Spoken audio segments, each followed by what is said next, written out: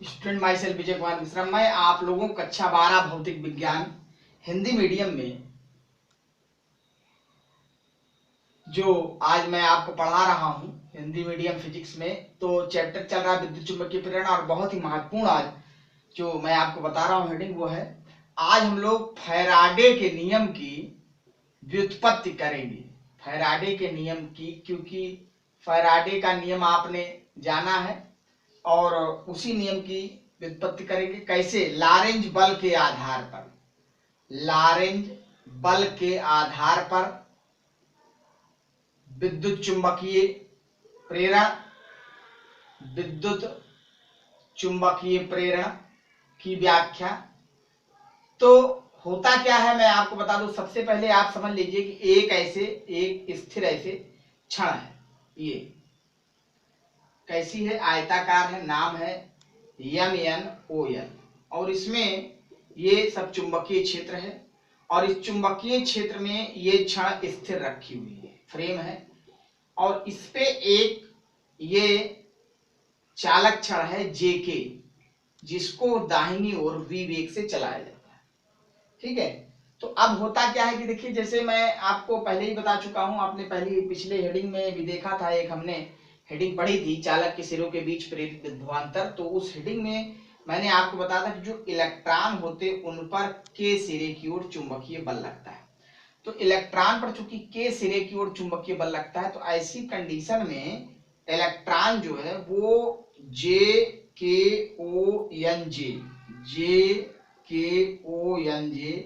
मार्ग से इलेक्ट्रॉन चलते हैं। और चूंकि ये परिपथ बंद परिपथ मिल गया है, इस फ्रेम के बीच और इस चालक के बीच बंद परिपथ मिल गया है, तो धारा जो प्रवाहित होती है वो JNOKJ, क्योंकि धारा इलेक्ट्रॉन के विपरीत दिशा में गति करती है, तो धारा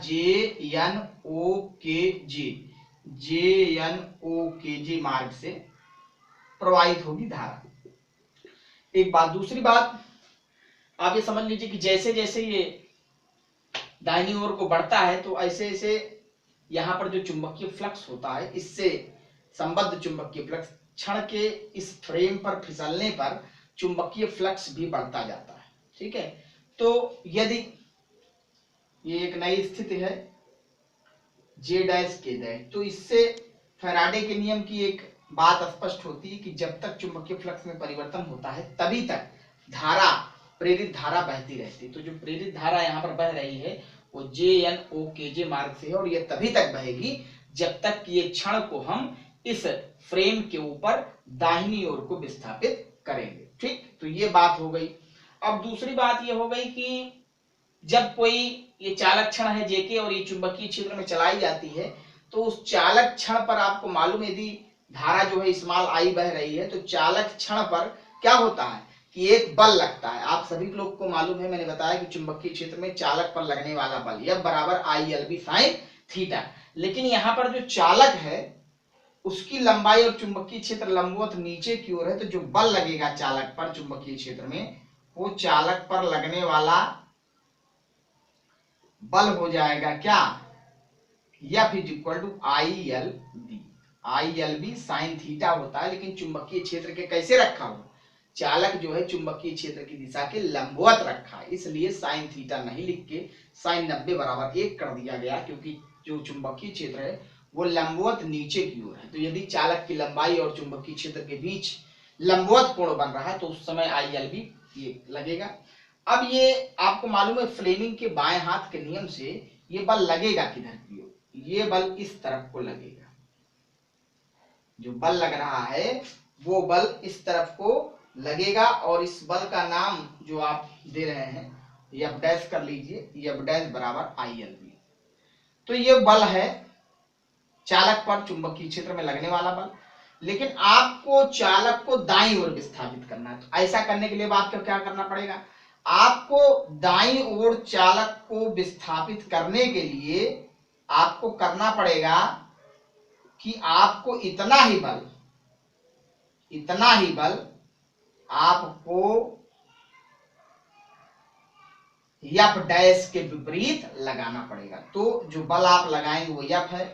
कैसे लगाएंगे F' के विपरीत? तो कितना हो जाएगा वो बल -ILB। इस बल ये जो F डैश है चालक पर लग रहा है, ये बाईं ओर को लग रहा है। आपको पिंड को दाईं ओर, इस चालक क्षण को दाईं ओर ले जाना है, आपको बल लगाना होगा दाईं ओर, वो बल है कैपिटल F। ठीक, अब यदि इतनी बातें आप समझ गए हो तो हम आगे बात करते हैं। देखिए कार्य कितना किया जा रहा है, क्योंकि बल लगेगा तो ये विस्थापन आप दे रहे हैं डेल्टा x, तो कार्य हो जा रहा है यहाँ पर W बराबर F इंटू डेल्टा x।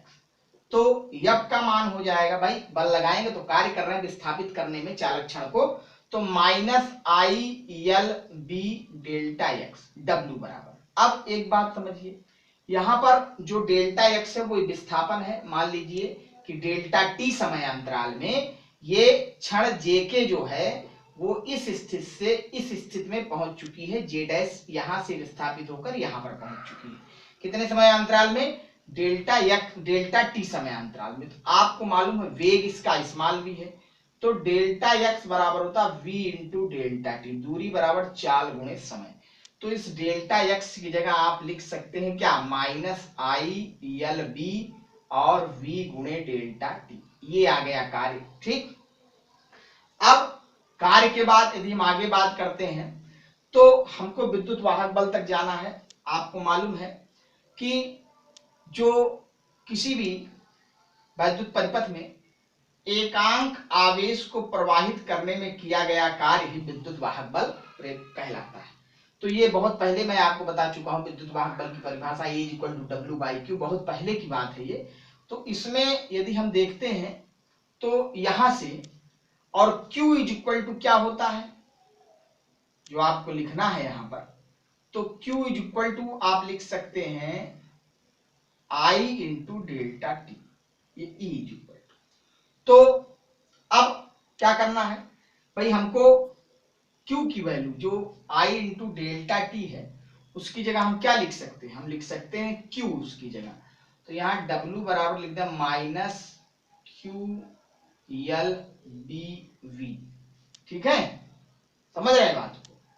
ये मैंने I इंटू डेल्टा टी की जगह क्या लिख दिया?